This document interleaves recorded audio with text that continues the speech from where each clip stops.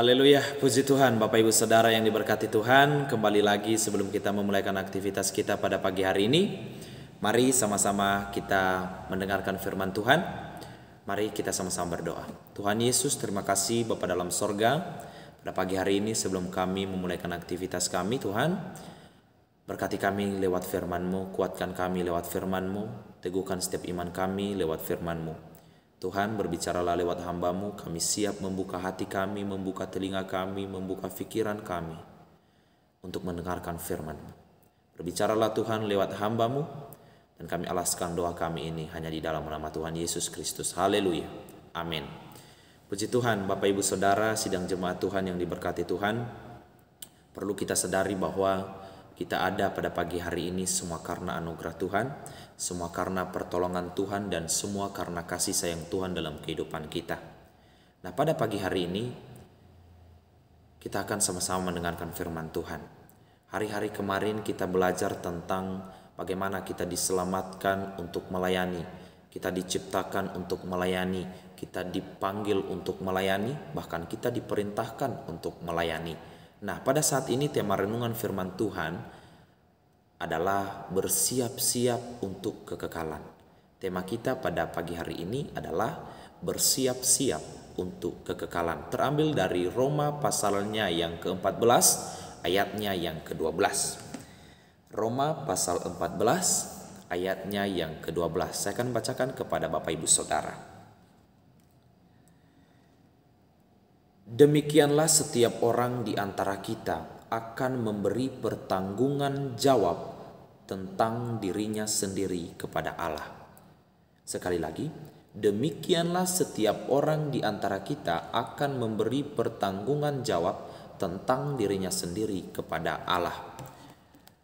Saudara yang diberkati Tuhan, suatu hari nanti Tuhan akan membandingkan berapa banyak waktu dan energi yang saudara pakai untuk pribadi saudara, untuk diri saya dan saudara sendiri, dibandingkan dengan bagaimana saudara menginvestasikan untuk melayani orang lain.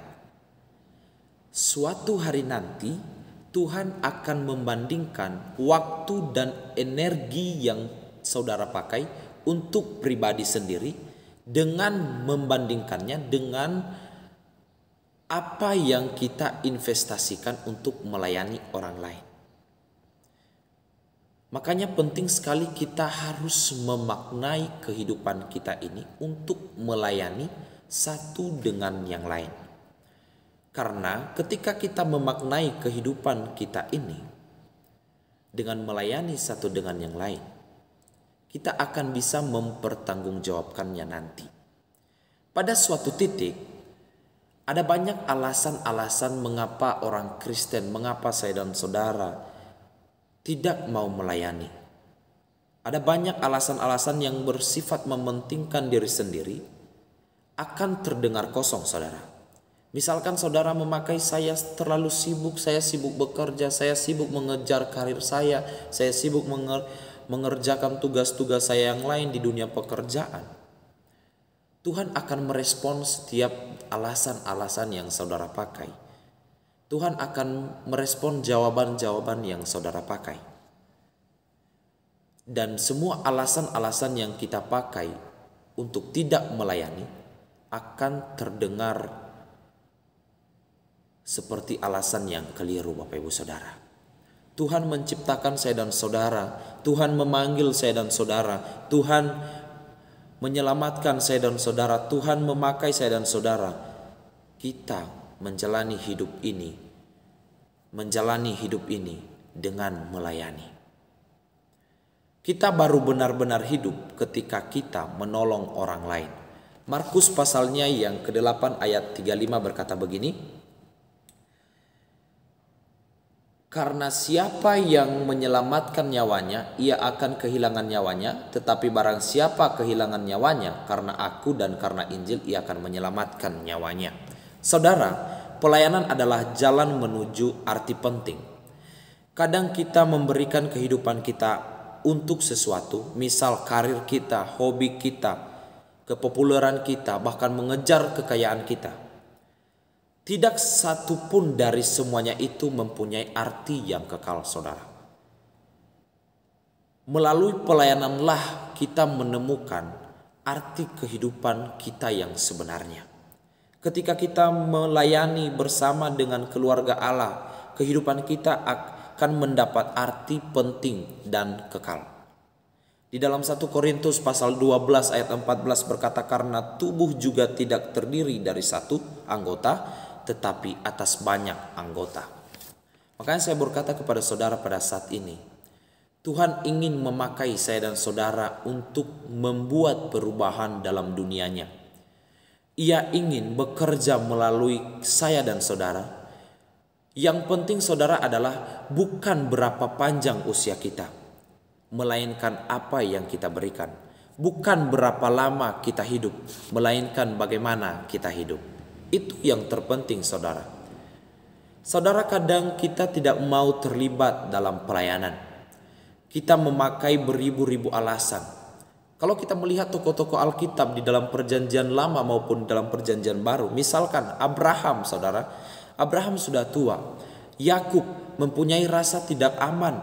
Lea tidak menarik.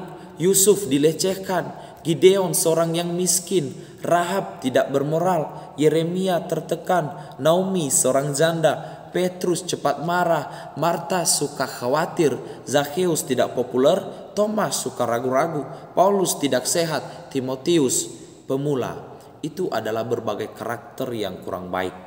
Tetapi Tuhan memakai mereka dalam pelayanannya. Ia juga memakai saya dan saudara jika kita berhenti membuat alasan. Banyak alasan yang mungkin saudara pakai untuk tidak mau melayani. Ini orang-orang dalam Alkitab. Mereka punya karakter-karakter yang buruk. Mereka punya karakter-karakter yang kalau kita pandang secara manusia tidak layak. Tetapi Tuhan memakai mereka luar biasa. Makanya saya mau berkata kepada saudara, maknailah kehidupanmu. Karena kehidupan kita yang sekarang sangat berpengaruh dengan kehidupan kita yang kekal nantinya. Itu sebabnya saudara, pergunakanlah hidup kita untuk melayani satu dengan yang lain dan memberkati satu dengan yang lain. Bukan hanya diberkati saja, tetapi kita juga mau memberkati. Bukan hanya dilayani saja, tapi kita harus mau melayani satu dengan yang lain. Di hadapan Allah tidak ada alasan untuk sebuah keegoisan.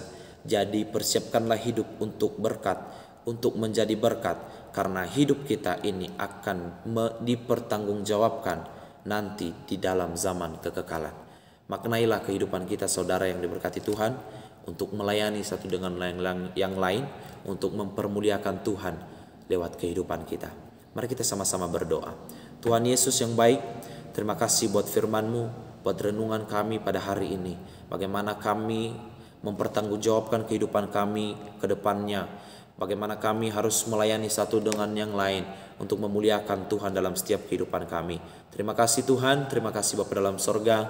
Tetap teguhkan kami lewat iman-Mu. Tetap percayakan kami untuk melayani Engkau. Layakan kami Tuhan.